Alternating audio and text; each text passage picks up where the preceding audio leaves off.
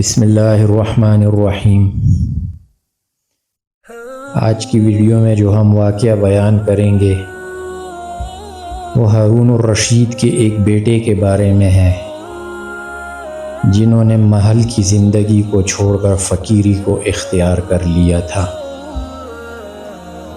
ہارون الرشید کا ایک بیٹا تھا جس کی عمر تقریباً 16 سال کی تھی۔ وہ بہت کثرت سے زاہدوں اور بزرگوں کی مجلس میں رہا کرتا تھا اور اکثر قبرستان چلا جاتا تھا۔ وہاں جا کر کہتا کہ تم لوگ ہم سے پہلے دنیا میں تھے، دنیا کے مالک تھے، لیکن اس دنیا نے تمہیں نجات نہ دی حتیٰ کہ تم قبروں میں پہنچ گئے۔ کاش مجھے کسی طرح خبر ہوتی کہ تم پر کیا گزر رہی ہے اور تم سے کیا کیا سوال و جواب ہوئے ہیں۔ اور اکثر یہ شعر پڑھا کرتا تھا کہ تروعنی الجنائز کل یوم ویحزننی بکاء النائحات، مجھے جنازے ہر دن ڈراتے ہیں اور مرنے والوں پر رونے والیوں کی آوازیں مجھے غمگین رکھتی ہیں۔ ایک دن وہ اپنے باپ کی مجلس میں آیا، اس کے پاس وزراء امراء سب جمع تھے اور لڑکے کے بدن پر ایک معمولی کپڑا اور ایک سر پر لنگی بندھی ہوئی تھی۔ اراکین سلطنت آپس میں کہنے لگے، اس پاگل لڑکے کی حرکتوں نے امیر المومنین کو بھی دوسرے بادشاہوں کی نگاہ میں ذلیل کر دیا۔ اگر امیر المومنین اس کو تنبیہ کریں تو شاید یہ اپنی اس حالت سے باز آ جائے۔ امیر المومنین نے یہ بات سن کر اس سے کہا کہ بیٹا تو نے مجھے لوگوں کی نگاہ میں ذلیل کر رکھا ہے۔ اس نے یہ بات سن کر اپنے باپ کو تو کوئی جواب نہیں دیا، لیکن ایک پرندہ وہاں بیٹھا تھا، اس کو کہا کہ اس ذات کا واسطہ جس نے تجھے پیدا کیا، تو میرے ہاتھ پر آ کر بیٹھ جا۔ وہ پرندہ وہاں سے اڑ کر اس کے ہاتھ پر آ کر بیٹھ گیا، پھر کہا کہ اب اپنی جگہ پر واپس چلا جا۔ وہ ہاتھ پر سے اڑ کر اپنی جگہ پر واپس چلا گیا۔ اس کے بعد اس نے عرض کیا کہ ابا جان، اصل میں آپ دنیا سے جو محبت کر رہے ہیں اس نے مجھے رسوا کر رکھا ہے۔ اب میں نے یہ ارادہ کر لیا ہے کہ آپ سے جدائی اختیار کر لوں۔ یہ کہہ کر وہ وہاں سے چل دیا اور ایک قرآن شریف صرف اپنے ساتھ لیا۔ چلتے وقت ماں نے ایک بہت قیمتی انگوٹھی بھی اس کو دے دی کہ احتیاج کے وقت اس کو فروخت کر کے کام میں لائے۔ وہ یہاں سے چل کر بصرہ پہنچ گیا اور مزدوروں میں کام کرنے لگا۔ ہفتے میں صرف ایک دن شنبہ کو مزدوری کرتا اور 8 دن تک وہ مزدوری کی پیسے خرچ کرتا اور 8ویں دن پھر شنبہ کو مزدوری کر لیتا اور 1 درم یعنی درم کا 1/6 حصہ یعنی 1 دانق مزدوری لیتا، اس سے کم یا زیادہ نہ لیتا۔ 1 دانق روزانہ خرچ کرتا۔ ابو عامر بصری کہتے ہیں کہ میری ایک دیوار گر گئی تھی، اس کو بنوانے کے لیے میں کسی معمار کی تلاش میں نکلا۔ کسی نے بتایا ہوگا کہ یہ شخص بھی تعمیر کا کام کرتا ہے۔ میں نے دیکھا کہ نہایت خوبصورت لڑکا بیٹھا ہے، ایک زنبیل پاس رکھی ہے اور قرآن شریف دیکھ کر پڑھ رہا ہے۔ میں نے اس سے پوچھا کہ لڑکے مزدوری کرو گے؟ کہنے لگا کیوں نہیں کریں گے، مزدوری کے لیے ہی تو پیدا ہوئے ہیں، آپ بتائیں کیا خدمت مجھ سے لینی ہے؟ میں نے کہا گارے مٹی تعمیر کا کام لینا ہے۔ اس نے کہا کہ 1 درم اور 1 دانق مزدوری ہوگی اور نماز کے اوقات میں کام نہیں کروں گا، مجھے نماز کے لیے جانا ہوگا۔ میں نے اس کی دونوں شرطیں منظور کر لی اور اس کو لا کر کام پر لگا دیا۔ مغرب کے وقت جب میں نے دیکھا تو اس نے 10 آدمیوں کے بقدر کام کیا۔ میں نے اس کو مزدوری میں 2 درم دیے، اس نے شرط سے زائد لینے سے انکار کر دیا اور 1 درم اور 1 دانق لے کر چلا گیا۔ دوسرے دن میں پھر اس کی تلاش میں نکلا، وہ مجھے کہیں نہ ملا۔ میں نے لوگوں سے تحقیق کیا کہ ایسی صورت کا ایک لڑکا مزدوری کیا کرتا ہے، کسی کو معلوم ہے کہ وہ کہاں ملے گا؟ لوگوں نے بتایا کہ وہ صرف شنبہ ہی کے دن مزدوری کرتا ہے، اس سے پہلے تمہیں کہیں نہیں ملے گا۔ مجھے اس کے کام کو دیکھ کر ایسی رغبت ہوئی کہ میں نے 8 دن تک اپنی مزدوری بند کر دی اور شنبہ کے دن اس کی تلاش کو نکلا۔ وہ اسی طرح بیٹھا قرآن شریف پڑھتا ہوا ملا۔ میں نے سلام کیا اور مزدوری کرنے کو پوچھا۔ اس نے وہی شرطیں بیان کی، میں نے منظور کر لیں۔ وہ میرے ساتھ آ کر کام میں لگ گیا۔ مجھے اس پر حیرت ہو رہی تھی کہ پچھلے شنبے کو اس اکیلے نے 10 آدمیوں کا کام کس طرح کر لیا۔ اس لیے اس مرتبہ میں نے ایسی طرح چھپ کر کہ وہ مجھے نہ دیکھے اس کے کام کرنے کا طریقہ دیکھا تو یہ منظر دیکھا کہ وہ ہاتھ میں گارا لے کر دیواروں پر ڈالتا ہے اور پتھر اپنے آپ ہی ایک دوسرے کے ساتھ جڑتے چلے جاتے ہیں۔ مجھے یقین ہو گیا یہ کوئی اللہ کا ولی ہے اور اللہ کے اولیاء کے کاموں کی غیب سے مدد ہوتی ہے۔ جب شام ہوئی تو میں نے اس کو 3 درم دینا چاہے، اس نے لینے سے انکار کر دیا کہ میں اتنے درم لے کر کیا کروں گا، اور 1 درم اور 1 دانق لے کر چلا گیا۔ میں نے 1 ہفتہ پھر انتظار کیا اور تیسرے شنبے کو پھر میں اس کی تلاش میں نکلا، مگر وہ مجھے نہ ملا۔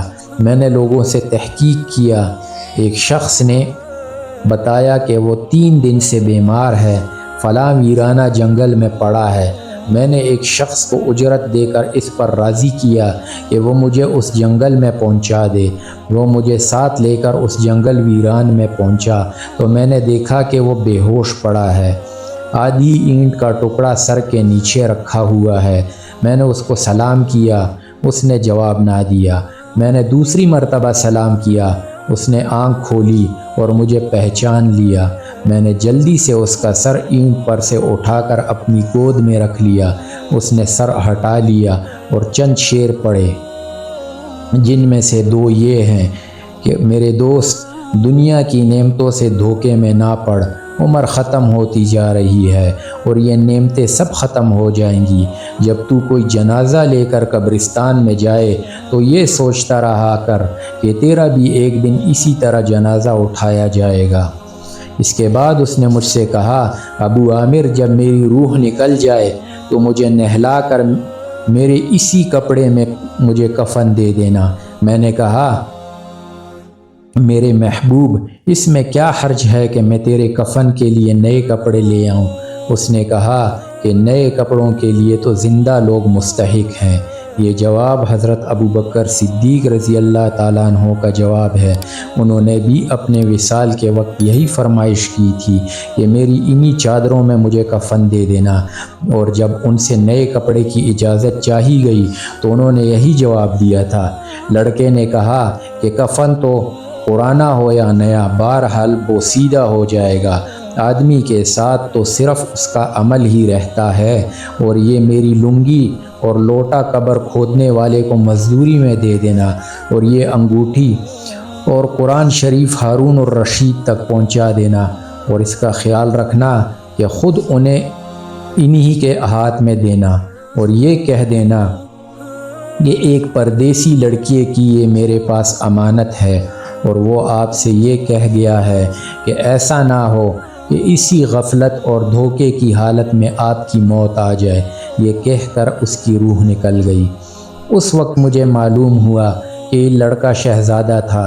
اس کے انتقال کے بعد اس کی وصیت کے موافق میں نے اس کو دفن کر دیا اور دونوں چیزیں گورکن کو دے دیں، اور قرآن اور انگوٹھی لے کر بغداد پہنچا، اور قصر شاہی کے قریب پہنچا تو بادشاہ کی سواری نکل رہی تھی۔ میں ایک اونچی جگہ پر کھڑا ہو گیا۔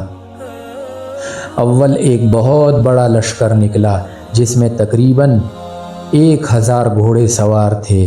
اس کے بعد اسی طرح یک کے بعد دیگرے 10 لشکر نکلے، ہر ایک میں تقریباً 1000 سوار تھے۔ 10ویں جتھے میں خود امیر المومنین بھی موجود تھے۔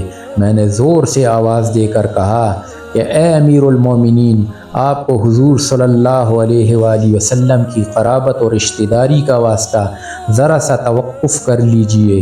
میری آواز پر انہوں نے مجھے دیکھا تو میں نے جلدی سے آگے بڑھ کر کہا کہ میرے پاس ایک پردیسی لڑکے کی یہ امانت ہے جس نے مجھے یہ وصیت کی تھی کہ یہ دونوں چیزیں آپ تک پہنچا دوں۔ بادشاہ نے ان کو دیکھ کر پہچان لیا، تھوڑی دیر سر جھکایا ان کی آنکھوں سے آنسو جاری ہو گئے اور ایک دربان سے کہا کہ اس آدمی کو اپنے ساتھ رکھو، جب میں واپسی پر بلاؤں تو میرے پاس پہنچا دینا۔ جب وہ باہر سے واپسی پر مکان پر پہنچے تو محل کے پردے گروا کر دربان سے فرمایا، اس شخص کو بلا کر لاؤ، اگرچہ وہ میرا غم ہی تازہ کرے گا۔ دربان میرے پاس آیا اور کہنے لگا کہ امیر المومنین نے بلایا ہے اور اس کا خیال رکھنا کہ امیر پر صدمے کا بہت زیادہ اثر ہے، اگر تم 10 باتیں کرنا چاہتے ہو تو 5 پر ہی اکتفا کرنا۔ یہ کہہ کر وہ مجھے امیر کے پاس لے گیا۔ اس وقت امیر بالکل تنہا بیٹھے تھے۔ مجھ سے فرمایا کہ میرے قریب آ جاؤ۔ میں قریب جا کر بیٹھ گیا۔ کہنے لگے، تم میرے اس بیٹے کو جانتے ہو؟ میں نے کہا، جی ہاں، میں ان کو جانتا ہوں۔ کہنے لگا، وہ کیا کام کرتا تھا؟ میں نے کہا، گارے مٹی کی مزدوری کرتا تھا۔ کہنے لگے، تم نے بھی مزدوری پر کوئی کام اس سے کرایا ہے؟ میں نے کہا، کرایا ہے۔ کہنے لگے، تمہیں اس کا خیال نہ آیا کہ اس کی حضور صلی اللہ علیہ وآلہ وسلم سے رشتہ داری تھی، کہ یہ حضرات حضور صلی اللہ علیہ وآلہ وسلم کے چچا حضرت عباس رضی اللہ تعالیٰ عنہ کی اولاد ہیں؟ میں نے کہا، امیر المومنین، پہلے اللہ جل شانہ سے معذرت چاہتا ہوں، اس کے بعد آپ سے عذر خواہ ہوں کہ مجھے اس وقت اس کا علم ہی نہ تھا کہ یہ کون ہے۔ مجھے ان کے انتقال کے وقت ان کا حال معلوم ہوا۔ کہنے لگے، تم نے اپنے ہاتھ سے اس کو غسل دیا؟ میں نے کہا، جی ہاں۔ کہنے لگے، اپنا ہاتھ لاؤ۔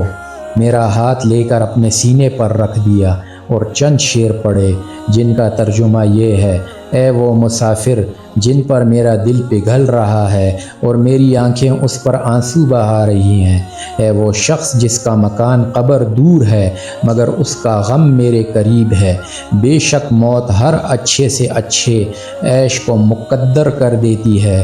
وہ مسافر ایک چاند کا ٹکڑا تھا، یعنی اس کا چہرہ جو خالص چاندی کی ٹہنی پر تھا، یعنی اس کے بدن پر، بس چاند کا ٹکڑا بھی قبر میں پہنچ گیا اور چاندی کی ٹہنی بھی قبر میں پہنچ گئی۔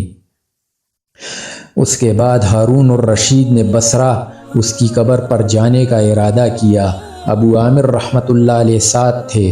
اس کی قبر پر پہنچ کر ہارون الرشید نے چند شعر پڑھے جن کا ترجمہ یہ ہے: اے وہ مسافر جو اپنے سفر سے کبھی بھی نہ لوٹے گا، موت نے کم عمری ہی کے زمانے میں اس کو جلدی سے اچک لیا۔ اے میری آنکھوں کی ٹھنڈک، تو میرے لیے انس اور دل کا چین تھا، لمبی راتوں میں بھی اور مختصر راتوں میں بھی۔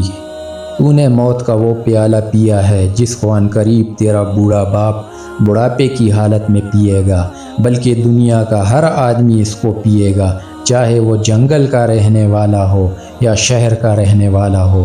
بس سب تعریفیں اس واحد اولا شریک کے لیے ہیں جس کی لکھی ہوئی تقدیر کے یہ کرشمے ہیں۔ ابو عامر رحمۃ اللہ علیہ کہتے ہیں کہ اس کے بعد جو رات آئی تو جب میں اپنے وظائف پورے کر کے لیٹا ہی تھا کہ میں نے خواب میں ایک نور کا قبہ دیکھا جس کے اوپر ابر کی طرح نور ہی نور پھیلا ہوا تھا۔ اس نور کے ابر میں سے اس لڑکے نے مجھے آواز دے کر کہا، ابو عامر، تمہیں حق تعالی شانہ جزائے خیر عطا فرمائے، تم نے میری تجہیز و تکفین اور میری وصیت پوری کی۔ میں نے اس سے پوچھا کہ میرے پیارے تیرا کیا حال گزرا؟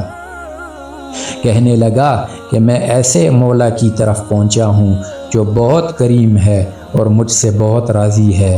مجھے اس مالک نے 2 چیزیں عطا کیں جو نہ کبھی کسی آنکھ نے دیکھی، نہ کان نے سنی، نہ کسی آدمی کے دل پر ان کا خیال گزرا۔ یہ ایک مشہور حدیث پاک کا مضمون ہے۔ حضور اقدس صلی اللہ علیہ وآلہ وسلم کا ارشاد ہے کہ اللہ جل شانہ کا ارشاد پاک ہے کہ میں نے اپنے نیک بندوں کے لیے ایسی چیزیں تیار کر رکھی ہیں جو نہ کسی آنکھ نے کبھی دیکھی، نہ کان نے سنی، نہ کسی کے دل پر ان کا خیال گزرا۔ حضرت عبداللہ بن مسعود رضی اللہ تعالیٰ عنہ فرماتے ہیں کہ تورات میں لکھا ہے کہ حق تعالی شانہ نے ان لوگوں کے لیے جن کے پہلو رات کو خوابگاہوں سے دور رہتے ہیں، یعنی تہجد گزاروں کے لیے وہ چیزیں تیار کر رکھی ہیں جن کو نہ کسی آنکھ نے دیکھا، نہ کان نے سنا، نہ کسی آدمی کے دل پر ان کا خیال گزرا، نہ ان کو کوئی مقرب فرشتہ جانتا ہے، نہ کوئی نبی و رسول جانتا ہے۔ اور یہ مضمون قرآن پاک میں بھی ہے کہ فَلَا تَعْلَمْ نَفْسٌ مَا أُخْفِيَ لَهُم مِّن قُرَّةِ أَعْيُنٍ، کہ کسی شخص کو خبر نہیں جو آنکھوں کی ٹھنڈک کا سامان ایسے لوگوں کے لیے خزانہ غیب میں موجود ہے۔ اس کے بعد اس لڑکے نے کہا کہ حق تعالی شانہ نے قسم کھا کر فرمایا ہے کہ جو بھی دنیا سے اس طرح نکل آئے جیسا کہ میں نکل آیا، اس کے لیے یہی اعزاز اور اکرام ہے جو میرے لیے ہوئے۔ صاحب روز فرماتے ہیں کہ یہ سارا قصہ مجھے اور طریقے سے بھی پہنچا ہے۔ اس میں یہ بھی ہے کہ کسی شخص نے ہارون الرشید سے اس لڑکے کے متعلق سوال کیا تو انہوں نے بتایا کہ میرے بادشاہ ہونے کے بعد یہ لڑکا پیدا ہوا تھا، بہت اچھی تربیت پائی تھی، قرآن بھی پڑھا ہوا تھا اور علوم بھی پڑھے ہوئے تھے۔ جب میں بادشاہ بن گیا تو یہ مجھے چھوڑ کر چلا گیا، میری دنیا سے اس نے کوئی راحت نہ اٹھائی۔ چلتے وقت میں نے ہی اس کی ماں سے کہا تھا کہ اس کو یہ انگوٹھی دے دے۔ اس انگوٹھی کا یاقوت بہت قیمتی تھا، مگر یہ اس کو بھی کام میں نہ لایا، مرتے وقت واپس کر گیا۔ یہ لڑکا اپنی والدہ کا بہت فرما بردار تھا۔ وآخر دعوانا الحمد للہ رب العالمین۔